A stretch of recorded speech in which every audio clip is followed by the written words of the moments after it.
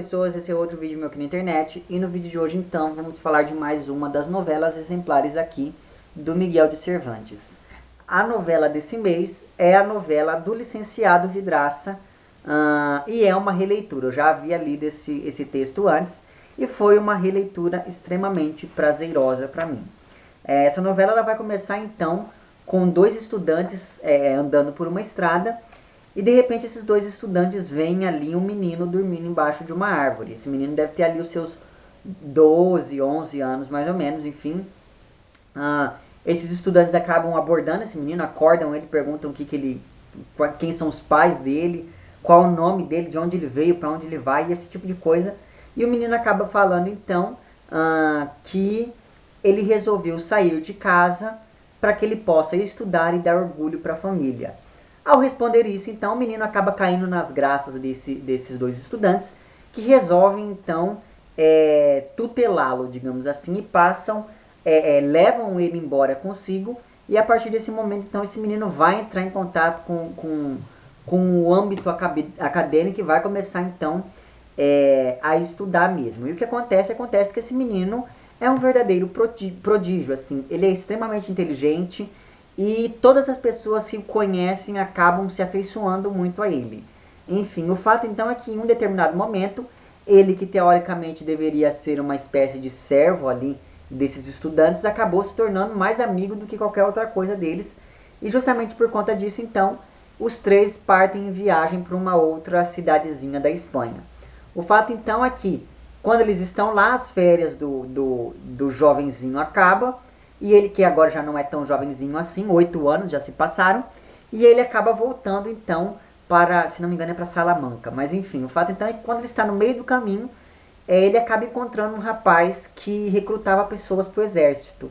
E esse rapaz começou a falar tão bem das coisas que acontecem ali na vida militar, ele começa a falar das viagens, das mulheres, das hospedarias, das aventuras e todo esse tipo de coisa, e acaba convencendo então o nosso amigo a se alistar no exército. E a gente fica sabendo então que o nome desse menino, que agora já é um rapaz, é Tomás. Então o Tomás influenciado por esse sujeito, que é um recrutador ali do exército, ele acaba então se alistando e parte em viagem então ali para outros países da Europa. Então ele conhece, sei lá, a França, ele conhece a Itália, ele conhece, se não me engano, a Alemanha também, eu não sei. Eu sei que ele conhece vários lugares, ele vive um bom tempo nessa vida de militar dele, nessa vida de viajante dele, até que ele resolve, então, depois de muito tempo, voltar para a sua cidadezinha, onde ele é muito bem recebido, porque lembra lá, todo mundo acabava gostando desse rapaz.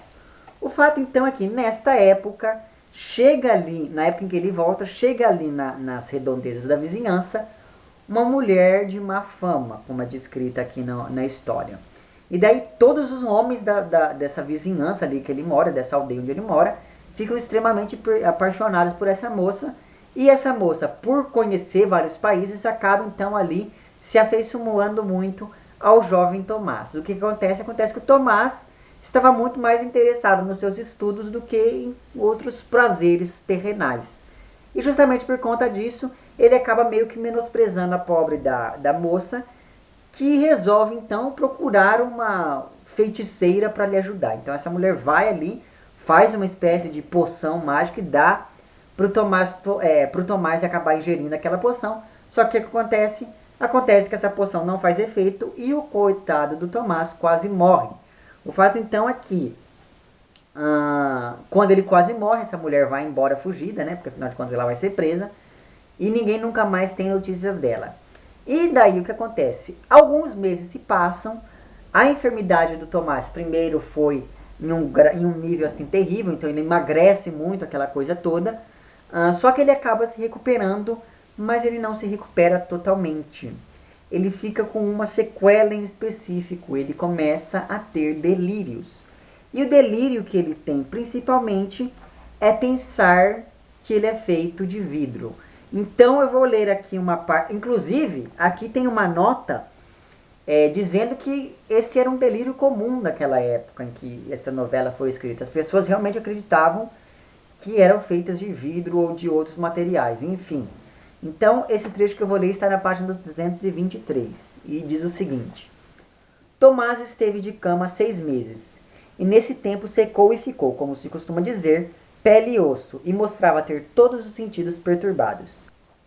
Embora tenham lhe dado os remédios possíveis, só lhe curaram a doença do corpo, não a da mente, porque ficou saudável e louco da mais estranha loucura de que se havia visto até então, entre todas as outras loucuras. O desgraçado pensou que era feito todo de vidro, e por causa disso, quando alguém se aproximava dele, dava terríveis gritos pedindo e suplicando com palavras e argumentos lúcidos que se afastassem, porque senão o quebraria, pois ele, real e verdadeiramente, não era como os outros homens, porque era de vidro da cabeça aos pés. Então perceba, ele era um homem extremamente inteligente e tal, e de repente ele fica louco, e a loucura dele é justamente acreditar que ele é feito de vidro. E é muito engraçado, porque assim, no primeiro momento ninguém dá muito crédito para ele. Só que ele é uma pessoa tão inteligente que a loucura dele é uma loucura lúcida. Então ele apresenta vários argumentos racionais que comprovam que ele é de vidro. Então assim, é muito engraçado você ver as pessoas no primeiro momento estranham toda aquela situação, mas depois as próprias pessoas começam a embarcar na loucura do sujeito.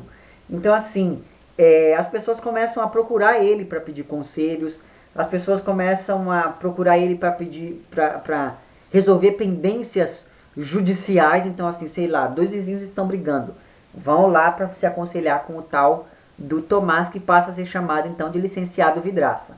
Depois, sei lá, um casal briga, vem aqui se aconselhar então com o licenciado Vidraça também. Então assim, todo mundo, e a fama dele vai se espalhando de tal maneira que tem um determinado momento que todas as pessoas das cidades vizinhas vêm ali para poder conversar com esse sujeito. E é muito engraçado. E assim, ele evita que as pessoas se aproximem muito dele.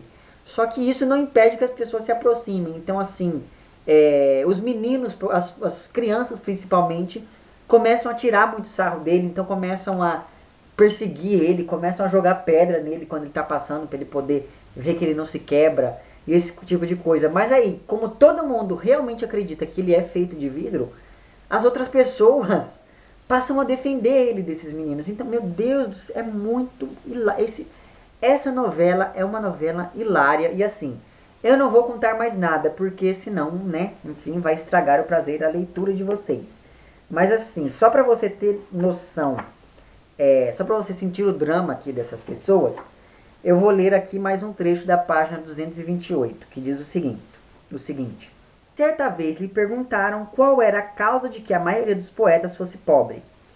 Respondeu que porque eles queriam, pois só depende deles ser ricos se souberem aproveitar a oportunidade que às vezes tinham entre as mãos, pois eram as de suas damas. Todas elas eram riquíssimas ao extremo.